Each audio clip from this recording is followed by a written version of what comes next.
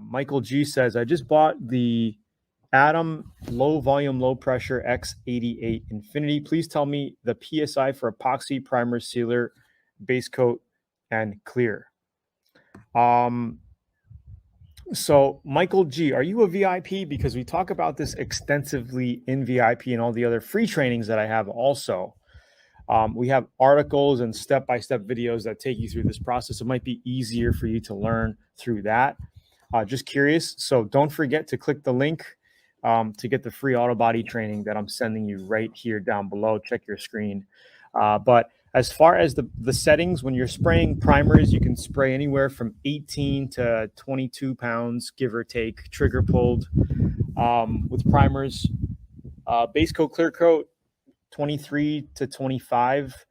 And clear coat, I like to up the pressure a little bit more and spray it around 26, 27, 28 pounds, depending on the gun and your mixing ratio. Sometimes your clears are a little bit thinner, sometimes they're a little bit thicker. So you're going to have to kind of play with it and see how it lays. A newer VIP hood with Nason Platinum Gray Metallic over Light Gray 2K primer. I used my Atom X27 low volume, low pressure gun at 26 to 27 pounds with medium temp reducer, 50% overlap, and sprayed in different directions. The base coat laid on perfectly, as well as the clear with no orange peel. I sprayed the clear coat at about 28 to 29 pounds. The customer didn't notice, but there was light tiger striping. Was it because of the lesser quality paint? I can't see your whole question for some reason. It just kind of like, or it just kind of like ended right there. I'm not sure if you could post the rest of your question. I don't think it's the paint, to be honest. When you have tiger striping when painting, it's either a gun that's not clean or not spraying correctly. So a dirty nozzle will do it. Incorrect overlap, or also not crisscrossing your spray pattern, meaning that if you're going to be spraying your hood this way, what I like to do is crisscross it. So actually spray this way as well. You know what I mean? Go down, pick it up, and just go the other way. And I like to do a drop coat if I'm spraying sort of a heavy metallic. I'd like to up my pressure, make sure I have the widest fan setting, pick my distance up to about a foot to 14 inches, and just basically just cover dust your hood in multiple directions to get that even metallic coverage. That's the only thing. You didn't do the drop coat, dust coat enough, or your gun was dirty. That's the only thing. Did you actually test out your spray pattern before you were painting? So basically you get your gun, everything set up, you spray, a piece of paper on the wall or whatever to make sure you have an even fan pattern. If that's even, okay, if you don't have heavy on the top, heavy on the bottom, or heavy on the top and bottom, light in the middle, right? Sometimes you get that because of too much air pressure also. As long as your spray pattern is good, comes out like an oval shape or more of a rectangular shape, depending on the guns, then it's basically the way you lay the paint down. Okay. That's the only thing. So any tips other than a wide fan? Yes, a lot of tips actually. I would say if you're a newbie and you're doing candy paint, spray a candy close to your base coat color. Okay, so if you want to do a red candy paint job, spray over a red base coat. If you want to do a blue candy, pick a nice blue color that you want a blue base coat that you want to do candy over. Okay, I would practice on something small, maybe a motorcycle or a motorcycle tank or little parts or whatever, a lawnmower or whatever, something small. Practice on it, get the hang of it, because once you do complete cars and candy, you need to make sure that you do the whole width of the car at one shot. You're not going to be painting panel by panel when doing candy. You can, but you got to be very careful, and you got to know how to color match adjacent panels and just be good at your blending. I've done both ways, but I think it's a little easier to just run the panel of the car and just go down, and do your candy paint job. 7 says, hey, Tony, should you do body work first, then primer, or prime, then body work? Body work, then primer. So grind grind your paint work down. You can get down to the metal if there are deep dents or sections that you have to pull out with a stud welder. And then you put your body filler on top of the metal. Then you could do your sanding, shaping, and then you put primer on top of that. And again, Puerto Rico, sign up to that free training down below. We have videos that we send you, blog posts, articles, a free Autobody guide, 85-page Autobody guide, where we take you through the whole step-by-step process of Autobody. And then there's a little link that says, click here to see how to do primer or how to mix primer. Click it, takes you to a YouTube video, or it could be a video on our website that shows you exactly how to do it. And yeah. Yes, I'm a lifetime VIP here. I was asking because you told us that the low volume, low pressure X88 Infinity uses way less pressure than other. It does use less pressure, and I made videos on it showing you guys on the van. But you could up the pressure as well. Okay, just because it uses less pressure doesn't mean you have to use it at less pressure. You could use more pressure as well. Okay. But I just wanted to show you, I made videos, I painted multiple projects here showing you that, hey, you could lay on some pretty good paint at 20 pounds with the X88, 20 to 22 pounds. Is it possible to paint over existing decal? I'm going to paint the truck, but I want the decal to remain under the paint. Absolutely, you can. No problem whatsoever. Just make sure you wax and grease, clean everything really well.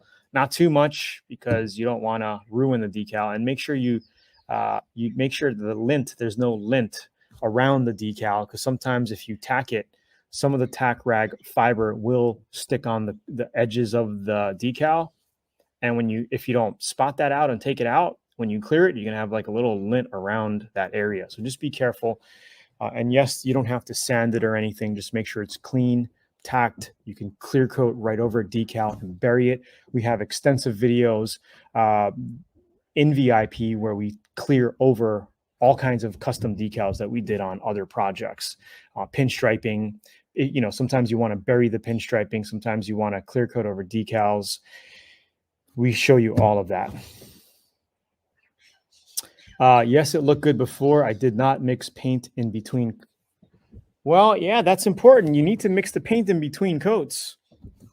I don't think that was the major issue with tiger striping, but whenever you have a pot of base coat or paint that's already mixed up, ready for painting, like you got your hardener reducers in it, every time you fill up your paint gun, you want to make sure you mix that just a little bit, 10, 15 seconds, and then fill your paint cup up. That's just something that you do. And I talk about that in VIP when I take you through the first paint job. Super important. Especially if you're doing candy or flakes. Flakes need to constantly be mixed. Sometimes if you have heavy flake in a cup, you need to shake your gun every once in a while, keep it going to make sure you got that flake coming out evenly. AG series, even when laying down heavy coats, I can't avoid orange peel. I got a Techno DeVolbus with 1.3 tip around 25 PSI. Man, I'm not sure. I haven't used the Tamco single stage. Just make sure you're mixing that, as per instructions on the can. I would say if you're having issues, you might want to reduce it down a little bit extra, 5%, to have it flow out better. Make sure you're using a slow activator, a slow reducer. I'm not sure what the mixture is on that paint series. But if you're using any type of hardeners or reducers, make sure you're using slow to give you that, to give the paint time to flow out. That's super important. You don't want to be using a fast activator where the paint doesn't even have time to flow out. It just kind of crinkles, it just dries quicker and doesn't flow out. 25 PSI is normal. It's pretty good for base coats. Single stage, 25, 26 is fine, but maybe you might want to up your pressure after thinning down your paint a little bit. You could go 26, 27, and then try to lay down like that. The other thing is the gun might not be atomizing as good. So you might maybe want to try a different gun. Highly recommended Atom X27, one of my favorite go-to guns. But yeah, keep me posted, Ketis. Hope everything flows out for you there. Binders usually mix 1-to-1 or 2-to-1. Usually 1-to-1, but there could be other brands out there. Like I said, I don't know all the brands. I haven't painted with all the brands. There's always new brands popping up. But just whatever you get, look on the can, look at the mixing ratio. When I spray sealer, some areas come out gritty. Why does that happen? It means that it's just coming out dry. Okay, either your pressure is too high or your sealer is too thick, or it could be both. Okay, so you might want to reduce that down. It's a mixing ratio issue and spray issue. Okay, sometimes too high of a pressure with a thick paint will get you sandy finishes. Can I use to repaint the car without primer? So if you're sanding over clear coat, like say you want to paint a new car or a car that has good clear coat and it looks good, 400 grit. Like I tell you in every stream and every VIP video, 400 grit is the magic number that you want to use to scuff your paint, to paint. Because like I might paint this Tesla. I've been telling you guys I'm going to paint it, but then some of my friends are like, why are you going to paint it? It's a brand new car. But I might do it anyway. I might do it like some sort of cool candy fade, like this moped project here that we did. It's like a candy fade, purple and blue and magenta. Looks really awesome. But like if I were to paint this car, I would just scuff this up with 400 grit and then you could paint right over it. Like clear coat is a great foundation to paint right over. Area, what's the best way? Or should I just, so if you got overspray on something, just check out the clay bar, okay? And I show you how to use a clay bar. All you need to do is get some Dawn soap. Like in a liter, is this a liter? What is this? This is a pint and a half. Pint and a half. So in like a quart of water, right? You could just put like 5 or 6 drops of Dawn soap and it becomes like a soapy solution. You just wet the area, wet the panel, wet the glass or whatever, get a clay bar. They also sell them at Zula.com. Just type in clay bar in accessories or whatever. Let me give you the link here. And this is where I get all my spray guns, guys, at Zula.com. And then it just comes right off with a clay bar. So clay bar, bro. Best way to paint over bumper, plastic bumper. Sand it and paint it. If it's painted, if it's a plastic bumper cover that's painted, 400 it and just repaint right on top of it. Okay. If you have damage, then you might have to do some heating, pulling, epoxy to put, mend the crack together, or a little bit of body filler. Do the body work, 2K filler, prime it, sand it smooth, and then paint it. We show you multiple videos on how to do this in VIP as well. Not sure what you're trying to ask. If what you're doing is a little bit different, or like, okay, I painted some rims this weekend, got some dry spots with the clear, and another rim did not get enough base coat. What's the best way to fix this? Sand everything down with 400 to 600 grit and redo it. Okay, because there's no way you're going to be buffing out dry clear coat on a rim. Okay, it's just like I always say, I would rather have runs than dry clear on a panel, because with a run, you can cut it, sand it, and buff it.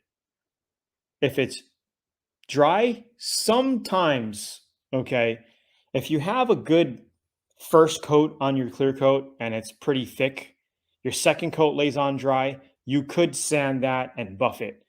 But most times if you have dry clear coat, it's just, you could, because if you don't sand it out enough, the dryness, and you buff that, you're going to get like compound in all those dry spots, and it's going to look like a white dots all over your panel. So that's,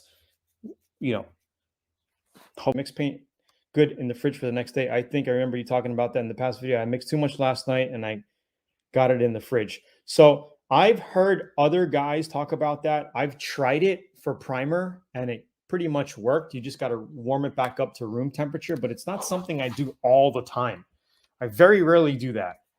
But I've heard of VIP guys using that to save mixed paint from curing.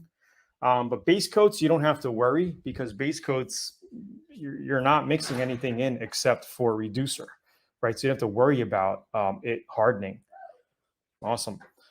I recently painted a motorcycle tank root beer pearl. The customer dripped gas on it and it didn't wipe it well. The paint peeled. What are my options? To redo it. It's the only option. There's no other option. What's the option? Is to redo it and tell the guy, make sure it must have been new paint, because normally gas will not peel clear coat like that easily. Unless it was left on really wet for a while, then it'll do some damage. But I mean, there's no other option but to redo it. All right, bro. So the other thing you could suggest to the guy is to put a plastic laminate over the paint job in that area, or some sort of decal, something to protect the tank. Anyway, be cool, guys. Talk to you later. Peace. See you guys next week.